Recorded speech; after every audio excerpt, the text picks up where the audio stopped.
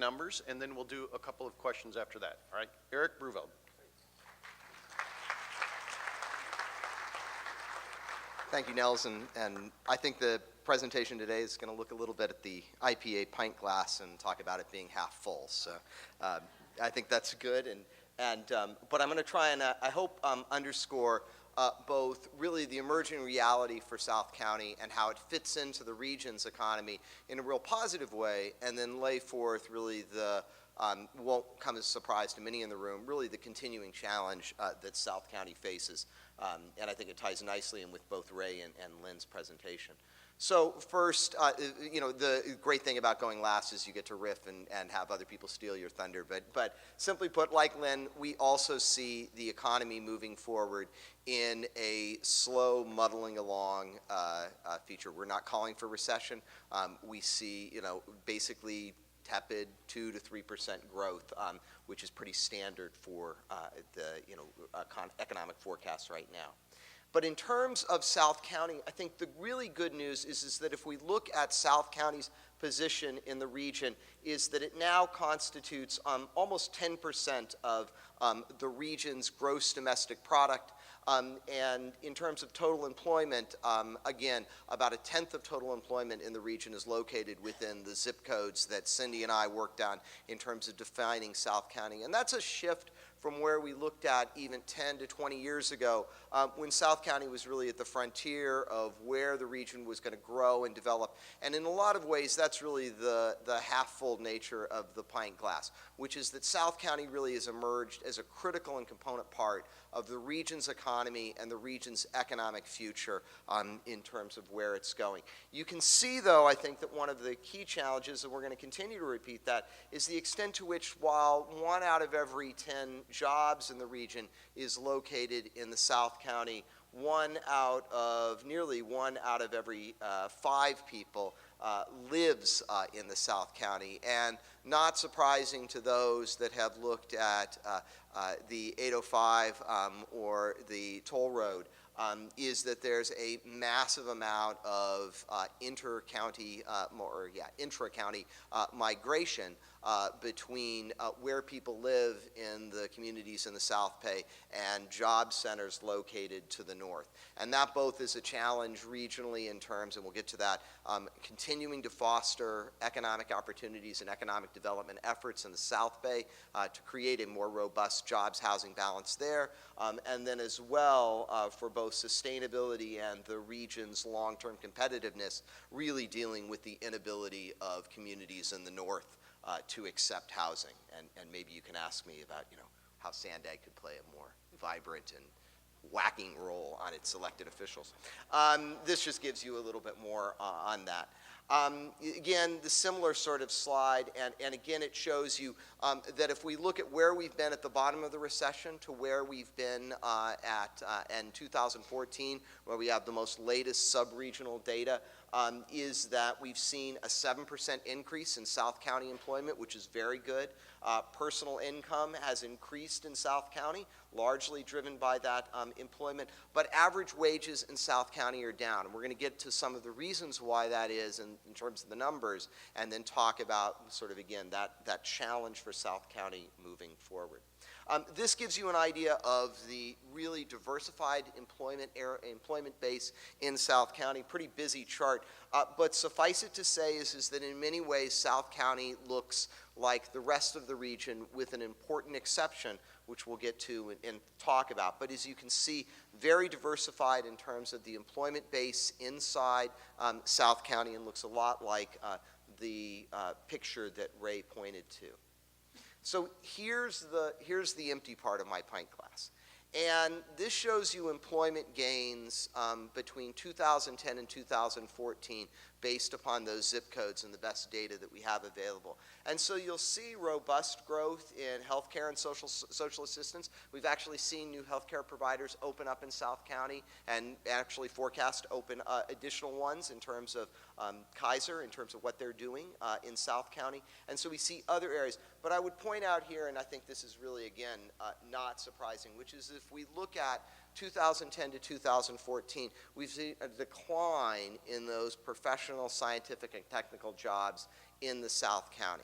Now, why does that present a challenge for South County? As Ray said, one of the things that the region both measures, triumphs, and invests in is growing that innovation part of the economy. And it's taken a number of steps. People have argued whether it takes enough and whether it skews those investments right or wrong, but it's clearly made investments in growing those parts of the economy. The challenge is that if we look at both South County prior to 2010 and then this period coming out of the recession, that's been a challenging job segment for South County to capture. And I think there are a variety of reasons we can talk about in the Q&A more, but it really is the ongoing discussion for why organizations like South County EDC and others need that investment, need your support to help grow that part of the economy, which the region as a whole is going to see continued growth and continued investment in growing.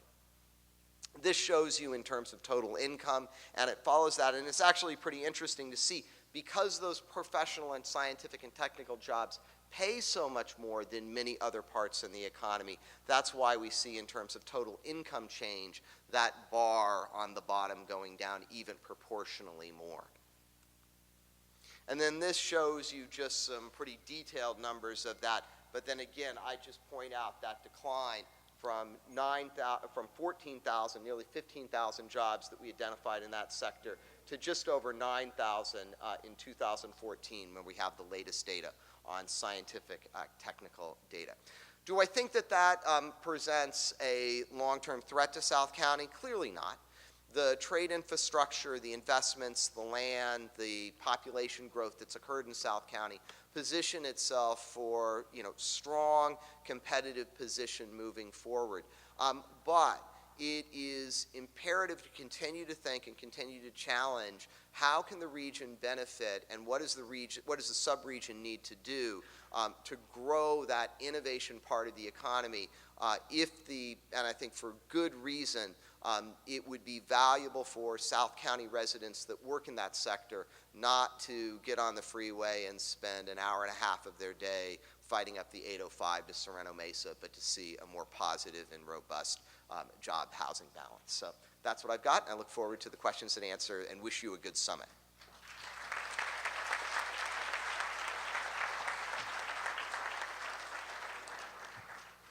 Thank you, Eric. We're going to start out with a question staying on South County here. So Eric mentioned about the high-paying jobs, the issue with having high-paying jobs close to where people live in South County. Millennia has 2 million square feet of Class A office space under planning and on the books. Brownfield has master plan, includes a lot of office space and potential for a lot of these high-paying jobs. What needs to be done to attract those companies necessary with the high-paying jobs to South County? And we're gonna start with Eric on that one, but I'd like each of the panelists to weigh in on this question. So I think that there's the unspoken rule of economic development, but then I think a more positive one. The unspoken rule of economic development is business locates within 10-minute commute of the CEO. And so a challenge for thinking about that, and one of the reasons why we've seen robust growth, even in very expensive real estate that's tight in the northern part of the region. Not only is it convenient to the university, the research university that we have at the region, it's also convenient to high-end housing stock. That said, I think that if we look at what's going on in Brownfield, if we look at what's going on in the county areas and other areas in OTI, and this is a big lift, but it's the type of lift I think you should be asking for from the county, is that we've looked at those kinds of greenfield sites in the past where you try to attract and build a more diversified job base. It's required incentives for an anchor tenant, up to and including free space. And so a question that probably would be put on the table, and again, far bigger lift than South County EDC can do, the kind of lift that the county could do, or maybe SCEDC could do, is that if we were to take a sector, and I'll just pick one out of the bank, the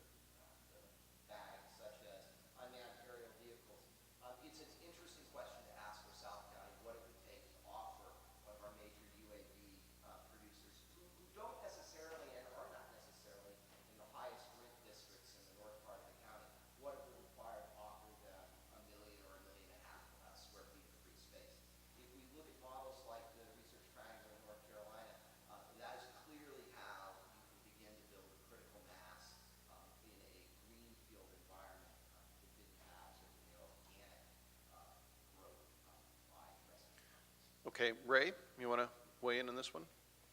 Well, I agree a lot with what Eric is saying.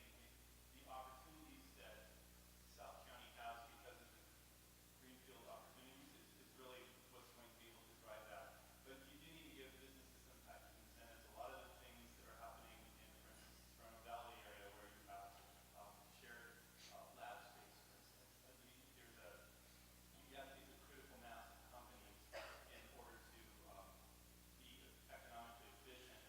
I think that there's opportunities, though, to bring a lot of that down to South County and also out to the East County, for that matter. But it will require incentives to do that. I don't know how else you can do that. People right now would prefer to open up next to UCSD. The new university that may occur down in the south is also would be a great economic driver for that. Okay. My perspective, I guess, perhaps a little more optimistic.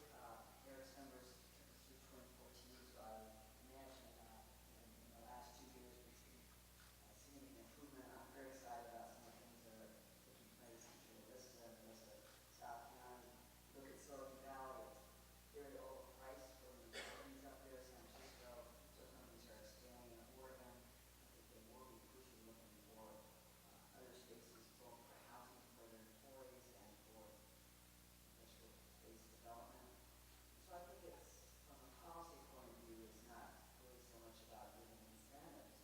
It's about breaking down the barriers in terms of what we can do for both existing employers and new employers in terms of having a positive regulatory environment and a friendly business environment, as opposed to trying to pick winners and losers, giving subsidies to some companies and not to others. Okay, we're going to start with Lynn on this next question. Both Ron and Lynn mentioned money parked on the sidelines or potential of too much money in non-productive assets. This recovery has been largely without a lot of housing. It's been without a lot of capital investments on the part of companies, which makes it a little different than a lot of recoveries. What's it going to take for for more companies to do more on the capital investment side, which obviously would help construction and other areas as well? What's it going to take for more capital investment? This is a big puzzle. Federal Reserve Chairman Janet Yellen suggested that this lack of confidence on the part of business, the Fed has been lowering interest rates, hoping that we would see more risk-taking.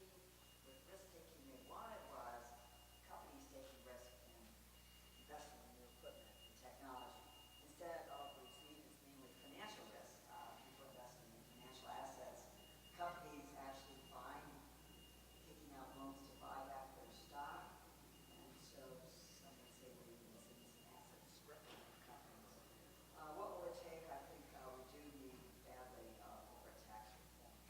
That would be a very significant step to give companies the incentive to expand here as opposed to overseas.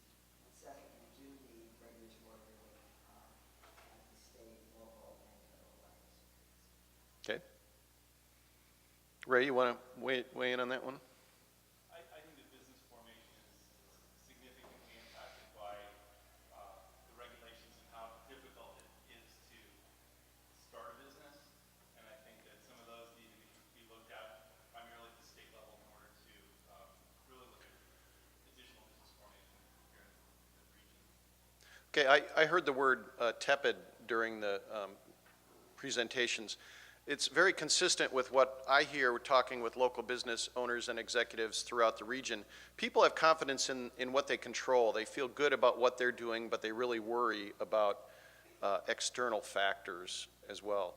So as we conclude here, I'm asking each of you to sort of gaze into your crystal ball, into that tepidness and fear of the next recession. Economists can predict a recession. Eventually you'll be right.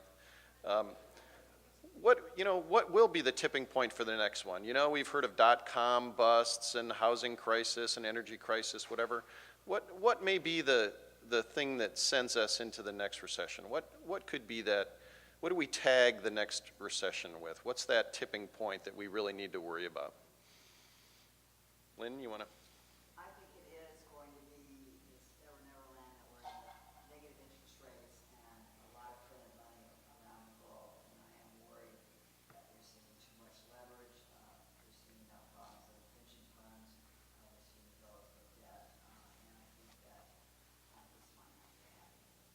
Okay, Eric? You know, I'm going to take just a little bit longer view, and rather than try and sort of predict the 2 quarters of negative growth, I'll talk about sort of, I think, you know, the biggest cloud on the horizon. And the biggest cloud on the horizon is really the threat to what has been a 70-year-long consensus about trade. And I think that if you look throughout the developed world, that what you see is a breakdown in the consensus that free trade and trade, removing or lowering trade barriers is a good thing across the broad swaths of economy. And so if you look at what's going on in Western Europe, if you look at the current presidential election, you know, irrespective of the craziness, it's clear that there's a segment that of the electorate, both here and in Western Europe, which is receptive to an anti-free trade message. And I think the big question is, what would a modern, service-oriented, globalized economy look like in the presence of really a robust trade war and a raising of barriers? And I don't think that's a pretty sight. And I think that I don't know whether that ends up in 2 quarters of successive quarters of negative growth, but I think it would be a significant, it does threat a significant anchor on continued growth in the developed world. Especially close to home here. All right, final word goes to Ray. Just not to completely repeat what other people said, you know, I think that we need to realize that we're part of a global economy in the sense that we're not necessarily the leader anymore by ourselves, and therefore what happens around the world significantly impacts all of us.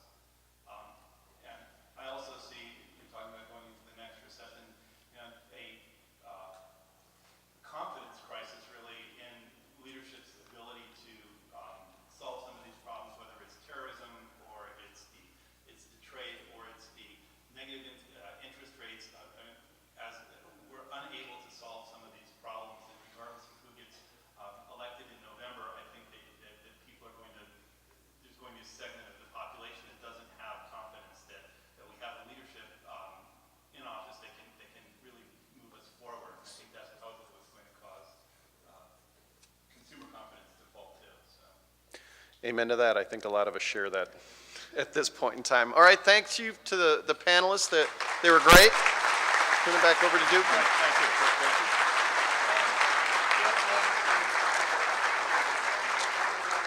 Well, I think to the students out there, this is what you got today was not what you're going to get in your economics class in high school.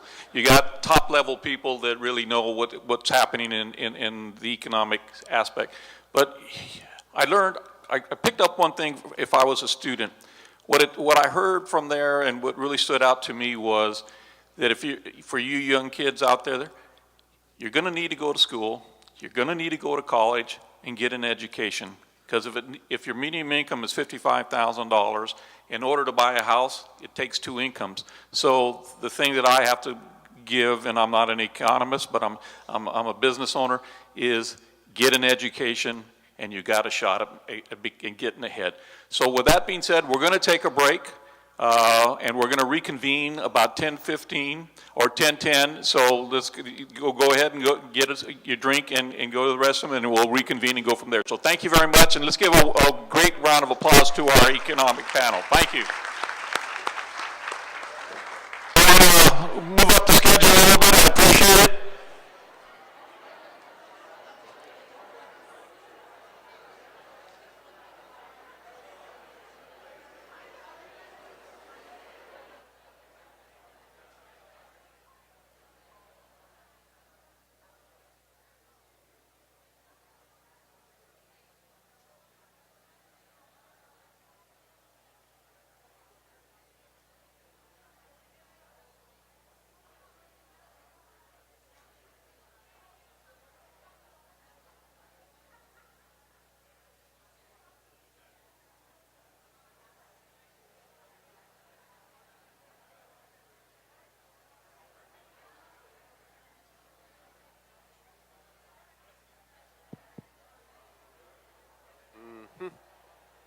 Check, check. Check, check.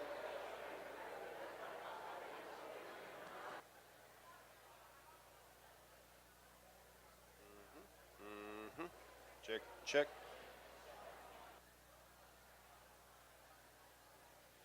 Okay, if I can get you all to get back to your seats, we need to keep the program moving forward. So I can get you to come back to your seats. Thank you.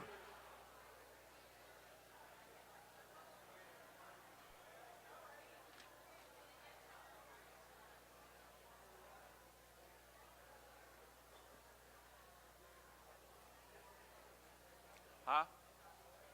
Yeah, because you're going to be coming up you're going to come up in about 15 minutes. What time is your schedule?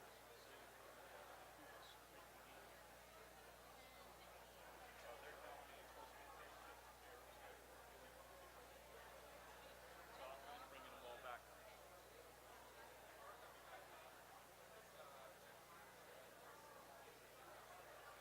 I'm introducing the mayor. I'm just introducing the mayor, and then Clarissa will do the next batch. We'll do the next portion. Yeah, she'll introduce.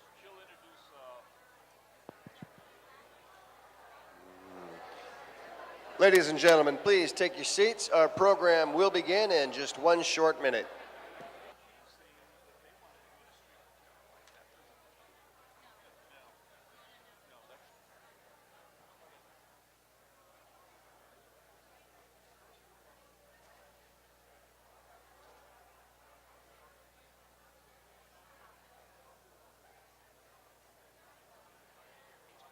No, I know. Okay, we're good. Okay, can I get those of you that are still standing to take your seats? Thank you very much. Our next speaker really needs no introduction. Everybody knows who he is. Without further ado, I want to introduce Mayor Kevin Faulkner.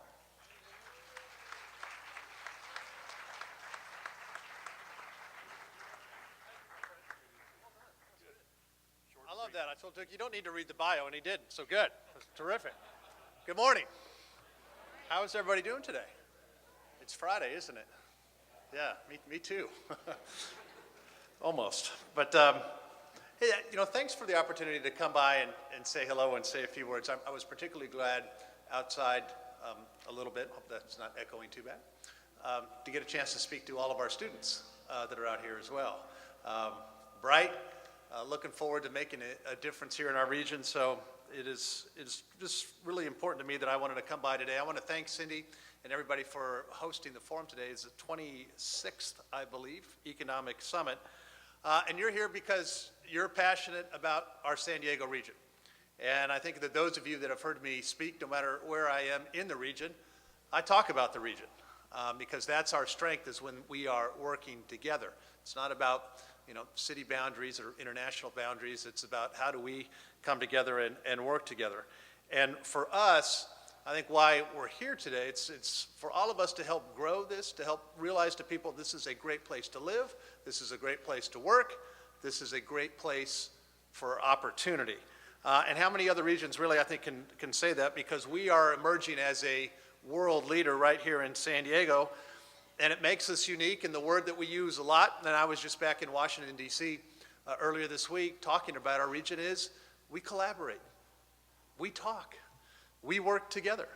The cities, the county, that is, I can tell you, ladies and gentlemen, that is not always the case in other regions in the country. And particularly, we work across, as I said, not only city lines, but country lines as well, and across borders.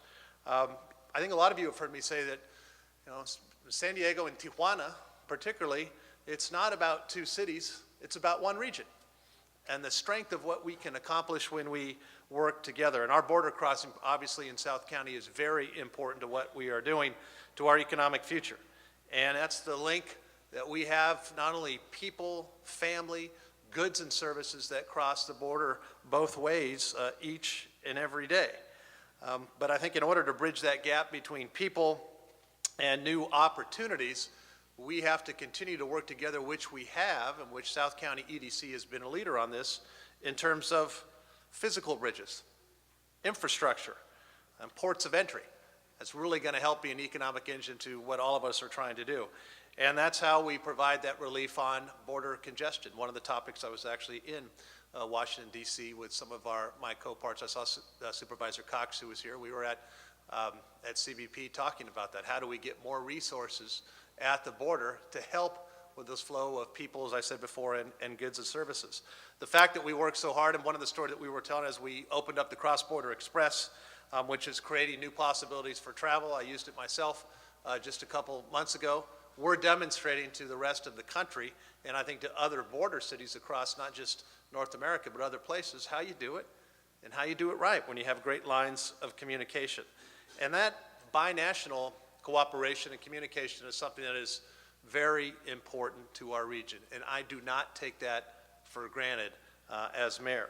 And with your help and support, we're continuing to show why that is so important. Just as we saw just last week, Thermo Fisher announced that they're going to be doing a software development center in Tijuana that works with a team of developers on both sides of the border. And that's what that's all about. I mean, I was with Mayor Estesaran of Tijuana just a couple of months ago, and we were touring medical device manufacturing in Tijuana. Just as an example, if you take what Tijuana is doing on medical device manufacturing, what we are doing in medical device manufacturing here in San Diego, we are the largest region of medical device manufacturing on the planet. That is a huge advantage for us, and that's just one example. And so that's the story that we are telling about what is happening in South County, what is happening in our region, and it's all good news. But it's a story that we have to work together to tell. And in fact, we're also working on a furniture manufacturer coming up that's going to split their operations between Otay Mesa and Tijuana. That's what we want. Great, smart people doing great things on both sides of the border. But obviously, all of us recognize how much more there is to be done. That's part of what the summit is all about. That's why I've made it a priority to maintain our strong relationships, particularly with all our elected officials in Tijuana and northern Baja California. So we have that shared interest in bolstering particularly our innovation economy. As I said, where we're doing smart, innovative projects that sometimes cross the border 2 or 3 times before they're finished. And smart, great people, the same thing. I will tell you that on the national scale, I will say is something that's very important to me. We're seeing a conversation that doesn't reflect the reality of what's happening here in our region. Our proximity to Mexico is not a liability, as I said before. It is a competitive advantage that we celebrate, that we embrace.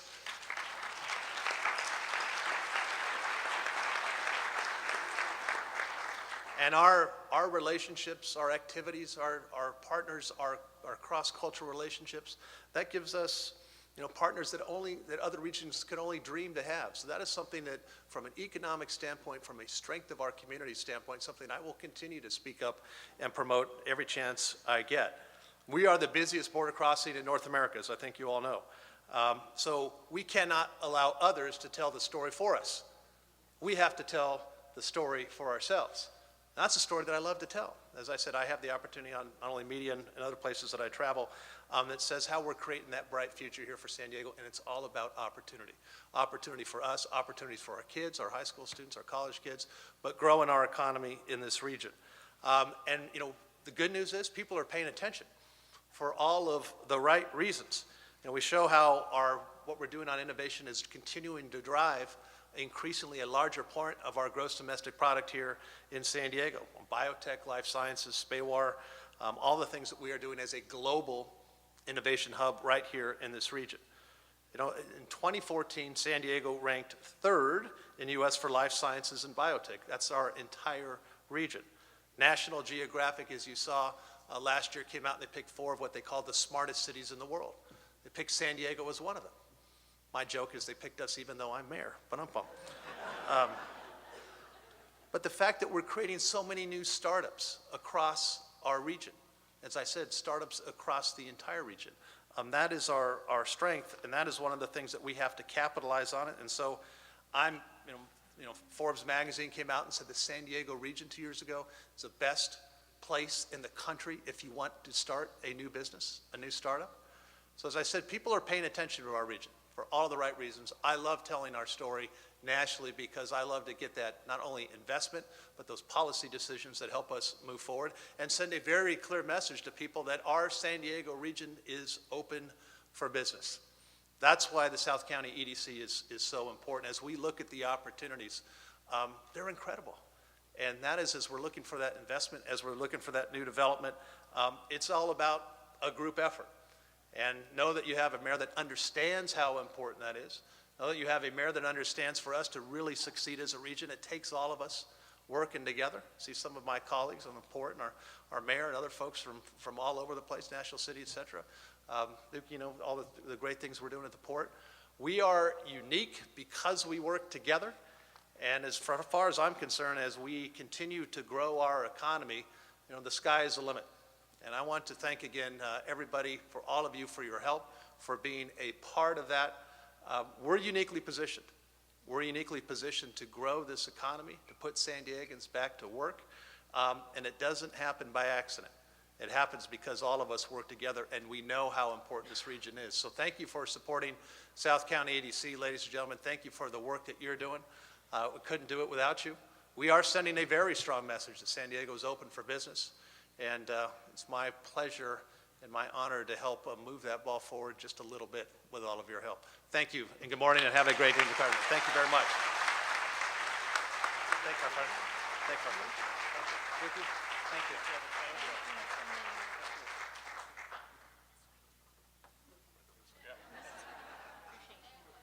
Oh, thank you very much. Okay, let's go so we don't take a picture in the podium. Thank you very much. Is it okay?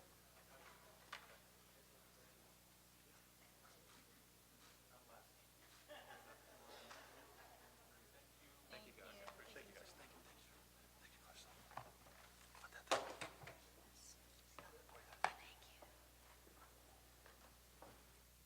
Way down. Thank you, Mr. Mayor. We appreciate your leadership in the city of San Diego and your recognition of our binational region and really bolstering South County. We really appreciate you challenging us and supporting us. Another person who understands our binational region is Deborah Seike, whose health spas, the Golden Door and Rancho La Puerta, draws people to San Diego and Tecate from all over the world. She is known as the founding mother of the contemporary mind-body fitness movement. But what you may not know about Deborah is that she served as a U.S. diplomat from 1984 to 1991. And in 1982, she wrote Setting Course, manual about management of a congressional office, which is something that's kind of near and dear to my heart, by the way, that is used today in congressional offices. So please join me in welcoming Ms. Deborah Seike.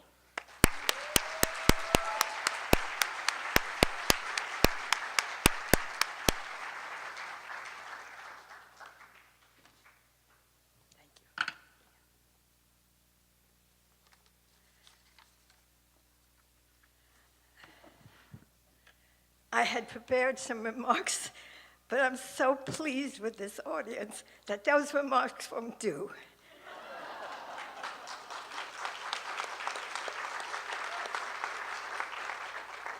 I've spoken at many a border city conference, and if there are 2 women, it's a lot. And if there's young people, they're just none. There used to be lawyers from Mexico and US, and that was our border city conference, and it was all men. And Mary Hutchison, most of you won't know the name, but she was the only person doing border papers to cross in both Tecate and Tijuana. And so she was very important because if you wanted to bring your merchandise, and there was just the 2 of us. I've been working along the border since 1940. Most of you weren't even born. The advantage of being 94 is you have a real historical perspective. And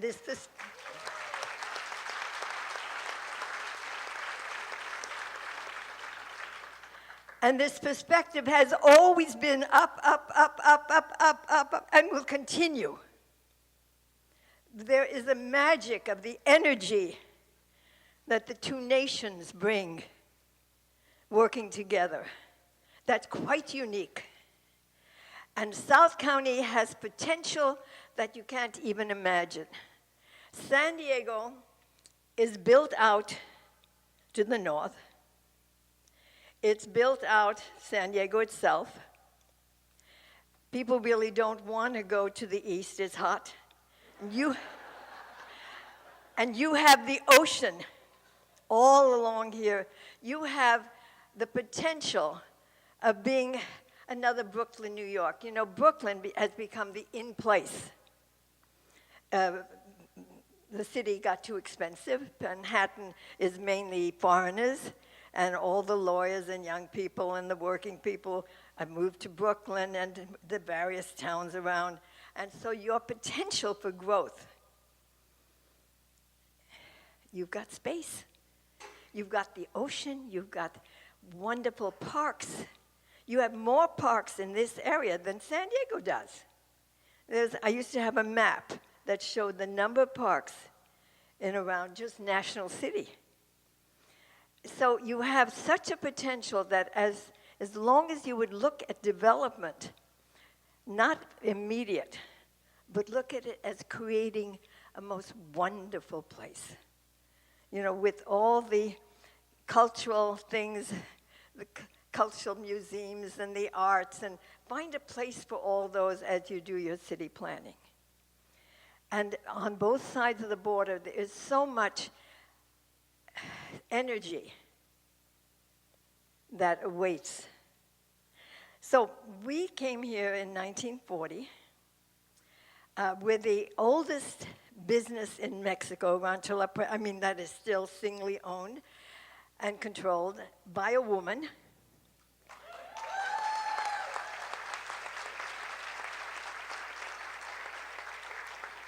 And my daughter is now the president, so it'll continue. But when we got here, Tecate had 400 people. Tijuana had, I think, about 15, and San Diego probably about 20, 25. I told you I threw away my notes. It was a different speech. So otherwise, I'd have those numbers exact. What those numbers are going to read in 10 years and 20 years is up to you. This can be the quality place because you have knowledge and education and training, and you're both men and women of all nationalities working together. So you have a kind of creative energy, a creative dynamism that the sky's the limit. You have climate. That was why we settled here. You have space, which is unique, and lots of flat places. You know, when you drive from Tijuana there's a lot of space out there. You know, brownfield and all those different areas. So I just hope that you will have a planning commission that will look big, not big in size, but big in quality. Because you have the opportunity of doing so much. We started at the ranch with a health camp, $17.50 a week, complete. Bring your own tent. I don't think it would work today. But because we were in Mexico and the people welcomed us, and became family, and there's an almost two-page story in Sunday's Washington Post. I think you can probably Google it. And it ends up with the line, this is somebody who'd been many times to the ranch, and I said it's a two-page story. And she ends up, and what's special, we felt family. That is something that Mexico brings to the Anglos, family. That is something you have here at the South Bay. They don't call it South Bay, South County now. But and the dreams that you can have. So let me look at my notes and see what was important that I wanted to say. So what makes the region so attractive? You know, you're here. You're sensible. You picked the right place. And then you have transportation. You have 3 major freeways, none of which are really crowded like LA or Boston or New York. You can get home in time to play with the children after your day's work. That is a big plus. And the San Diego, Arizona Eastern Railroad is going to get going again. They're really working on that. And so you will have a railroad terminal very close to here, which will be important transportation, an avenue to Arizona, New Mexico, and Texas. You have health. We have more health services for some of the healthiest people in the nation because you exercise and you move a lot. And so because of climate and because of the energy, I'm very optimistic about it. Language becomes less of a barrier as more Mexicans learn English and more Anglos learn Spanish. And so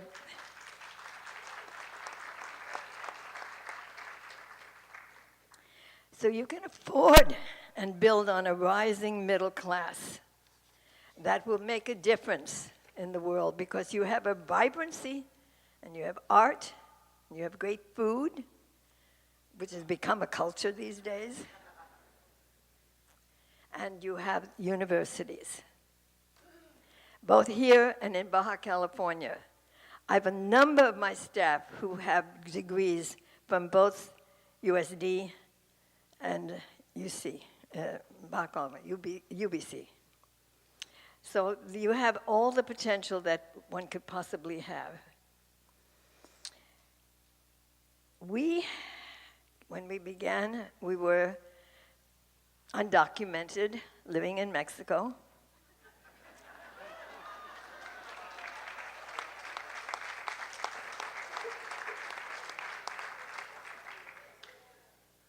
And I'll tell you briefly how we got documented. This could never happen in the United States. I had, for some reason, been driving early on the highway between Tijuana and Tecate, and driving past Florida, where President Aleman used to spend time from time to time in San Diego, in this area. And when I drove by, the soldiers were lined up every so many yards. And I said, oh, the president's here. Because usually the gossip, before he even comes, we know who's coming to visit and we know everything. Tecate and San Diego and Tijuana were very small and everything was known. But in any case, oh, the president's here. So here we are, undocumented, illegal, et cetera, et cetera, et cetera.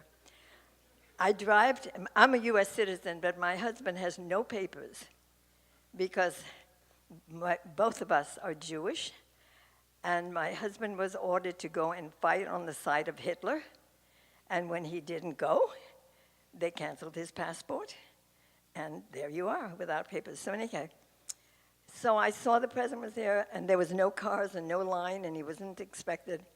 And I drove up to the ranch, and I told my husband, put us on a suit and tie right away. The president's there. And this was like 7:30 in the morning. And my husband grumbled. Okay, we drive up.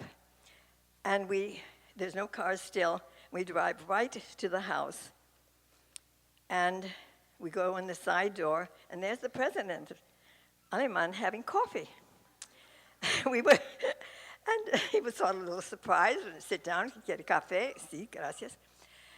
And we explained our situation, that my husband had no papers. I was a US citizen, born in the States. My husband was born in Hungary, a Romanian citizen, and all very complicated. And we would like him to have papers to become a Mexican. We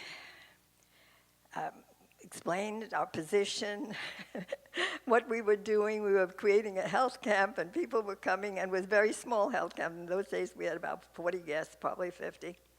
And he sent for a young man who was in the other room, and he said, toma los datos, and write down all the information.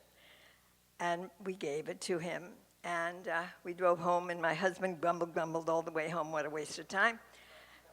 And 2 weeks later, we got a call from my husband to come in to the delegados. We didn't have a mayor in those times. Office Subdelegación de Tijuana, come in and be fingerprinted. And within 2 months, my husband was a Mexican citizen.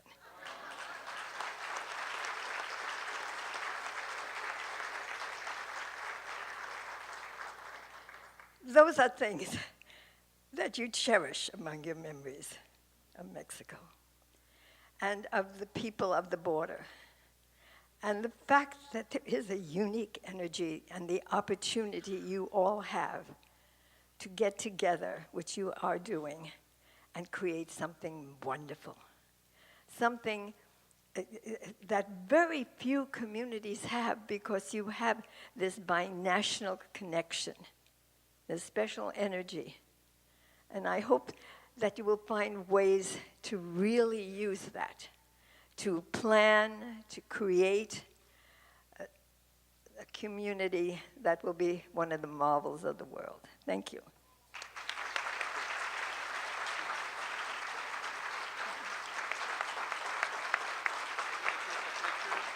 We're going to take a picture right here.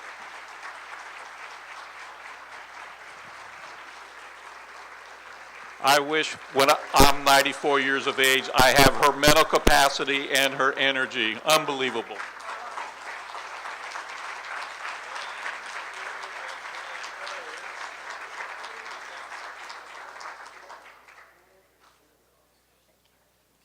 Can I help you down? Okay.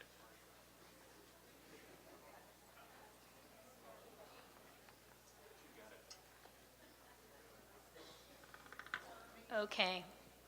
I'm inspired. How many of you are inspired by her?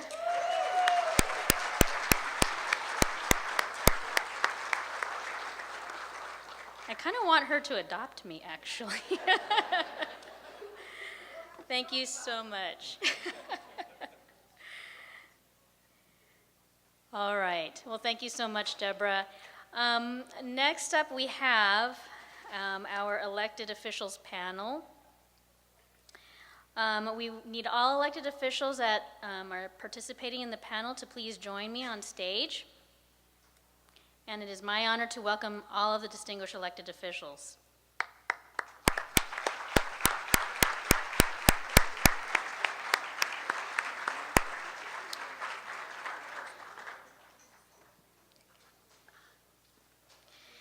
Our moderator this morning is Jeff Light with the San Diego Union Tribune. A little background on Jeff. Jeff grew up in New York, where his father was editor of their local newspaper. For over 30 years, he has been an editor, reporter, intern, and hopper for various newspapers. As a journalist, Jeff was a member of the Pulitzer Prize-winning staff of the Union Tribune in 1996. He became the UT's editor in March 2010. Please join me in welcoming Jeff Light to the podium. Are you going to stay up here?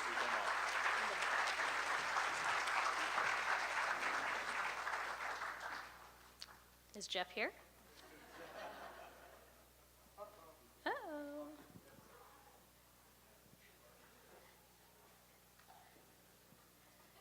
Somebody's going to moderate, and it's not me. You sitting here? You got it? Okay. I don't know what I'm doing, but I'm going to jump in here until Jeff gets here. Well, first of all, I'm going to go to my far left and have each one of the panelists introduce himself. Start with Councilman Alvarez, and we'll go all the way to the right. Thank you. Good morning, David Alvarez, City of San Diego Council Member. Thank you. Marshall Mayor, is this on? Tap it. I think it is. Marshall Merrifield, Chairman of the Port of San Diego.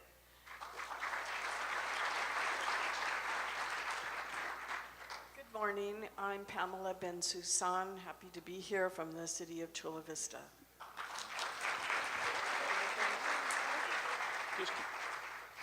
Serge Dedina from the incredibly cool beach and border city of Imperial Beach. I'm the mayor.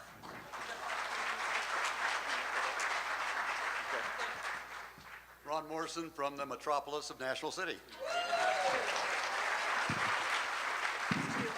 from the almost island of Coronado, the northernmost city in the South County. I'm Bill Santia. I serve on the City Council.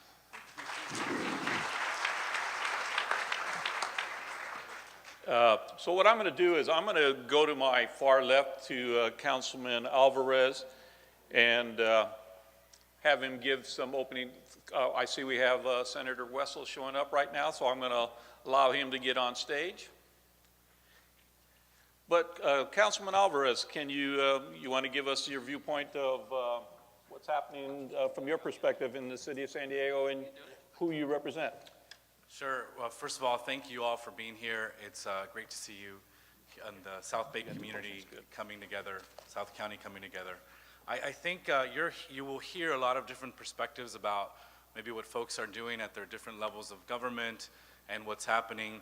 I hope that the one topic that I think brings us all together, whether you're worried about border crossings and ensuring that we have more CBP officers in San Diego that can process people so we can get goods moving and people moving quicker, but it's too difficult to attract them to come to San Diego. There's a common theme of why that is, or why perhaps we're not attracting in a lot of our institutions officers to come to San Diego. Certainly the national conversation has something to do with that, but the high cost of living as well. Affordable housing is a problem, continues to be a problem. We're addressing income issues by raising wages because people can't afford to live here. The common thing about, the common string through all of these things that you might hear about today is the fact that California is becoming a very, very difficult place to live. And housing, not affordable housing, housing in general needs to be a priority for all levels of government, from the local to the state to the federal government, to ensure that we can have people and we can continue to attract people to come to San Diego, certainly to California. And we should all be focused very, very much on that over the next couple of years. And I think you'll hear some of the great work that everybody's doing, but I think it all comes back to that one issue of housing, and that's the one that I'll be focusing on for the next couple of years and hoping to really create a big impact at the local level. Thank you, David. Let's go right to Supervisor Greg Cox. Greg, just a few opening comments for us? Sure. Well, I have the advantage, I guess, of all the speakers up here to be blessed to include all of Imperial Beach, National City, Coronado, Chula Vista, a good portion of San Diego, and all of San Diego Bay. So my perspective is maybe a little broader in some respects, and I have to tell you, it is so exciting to see all the things that are going on in all of those cities. I mean, you go to Imperial Beach now, it's like the whole city's a construction zone. And National City's got some great projects going forward. The opportunities in Chula Vista with the university and the Bayfront development. David's doing a lot of good things down in San Ysidro. We've got a lot of really positive things going on. My primary focus, I think, over the next couple of years is going to be focusing on the creation and working with all of these elected officials up here on creating more jobs, better paying jobs. It was referenced this morning by the economists, the fact that we have, I think, something like 85,000 people every morning in South County that get on I-5, 805, SR 125 heading north to their jobs. And at the same time, we have a tremendous opportunity in the Otay Mesa and David's jurisdiction and the East Otay Mesa and the unincorporated portion of the county and certainly eastern Chula Vista to have a real blessing, and that is a lot of vacant industrial zone land that is ready to go. The infrastructure is there. For so long, the East Otay Mesa had the disadvantage of not having the infrastructure that's there. And I can tell you now with 125, with 905, SR 11, what's going on there, the East Otay Mesa border crossing, we're poised and ready to go. And so we're going to be working very closely together over the next couple of years to create those jobs that will reverse that traffic flow, that'll get better paying jobs for the citizens that live in South County. And I think our best days are in front of us, and we've got some tremendous opportunities. I just also would like to acknowledge and congratulate Cindy, who just last week was recognized by the San Diego Daily Transcript as one of the most 100 influential leaders in San Diego. That's quite a compliment.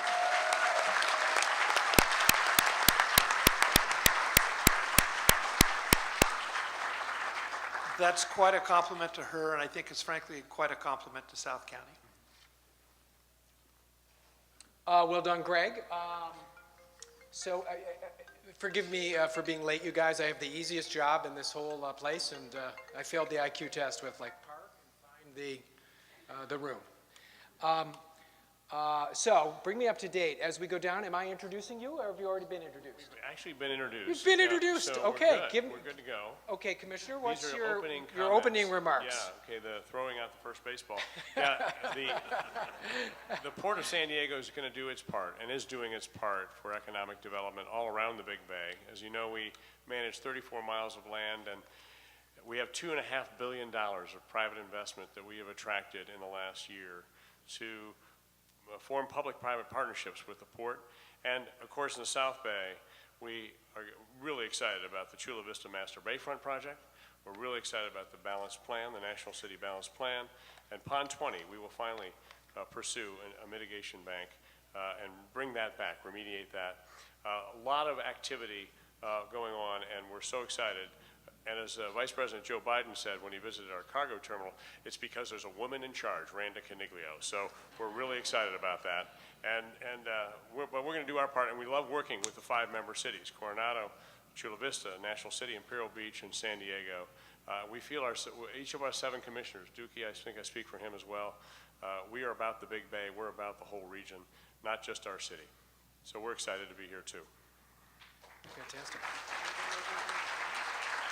And the county. We like working with the county too. Yeah.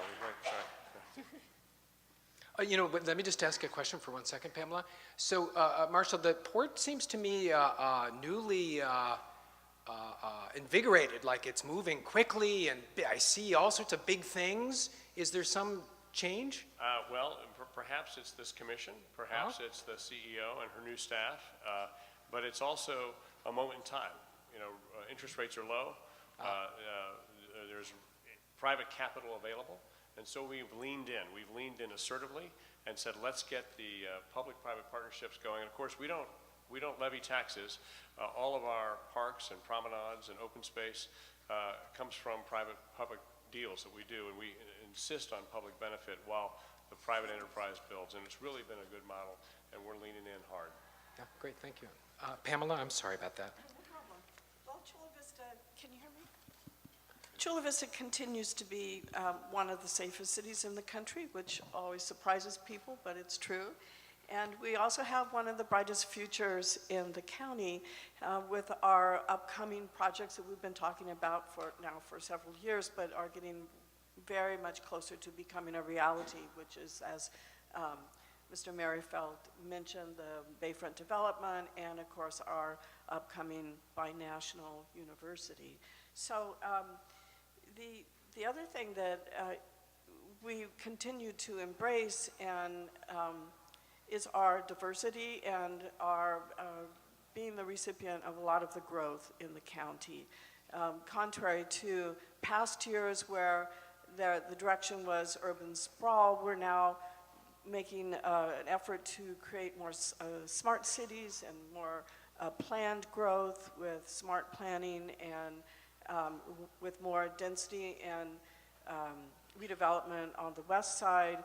And it's a new age, really, because with the changing demographics and younger populations, especially in Chula Vista, we find that they do not always have a preference for home ownership. They enjoy an urban environment. They enjoy not being tied down to a mortgage. So it's a new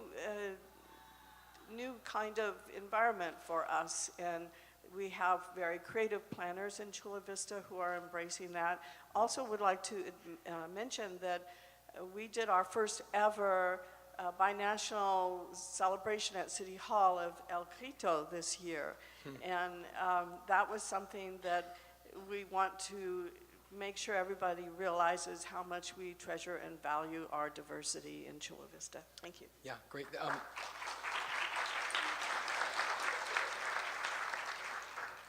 The Bayfront, and I may have missed the important part here because I ask this every year. Where are we on seeing you know, something come out of the ground there? We're very close. Right now we're in the final phase of negotiations with Rita Development Corporation on the gap financing, and that will be going to the port and the city, I think, very, very soon. And next year, I'll be out of office, so I won't be back here to tell you about the great success, but I believe that between now and next year, we'll have some really exciting facts to report. Wow, that's a super big deal. And then also, I actually have one other question for you on the vision for the university. I've sort of heard a couple of different thoughts. One, which is about sort of a high-end think tank, binational project, and the other would be a more an undergraduate serving the broader community. Do you have any thoughts on that or directions? That, yes, the City Council really has adopted a vision of what they want the university to be, and it's sort of a new model. It will be a binational university, which has never really been done before in the world. So we're creating a new model. We want a major American university to anchor along with a major Mexican university. And that doesn't preclude us having great access for undergraduates and to have other institutions involved. Also what you mentioned about technology, all of that. In the Millennia Project, which is very close to the university, borders on the university, we have a project that is being developed by Lee Chestnut, who is putting in an area called a Think Campus, which will be a technology hub, and Chula Vista will have its first very large library as part of it, and all these things will create a synergy and work together with the university. But you'll see the Think Campus already coming out of the ground within probably a year. Oh, wow.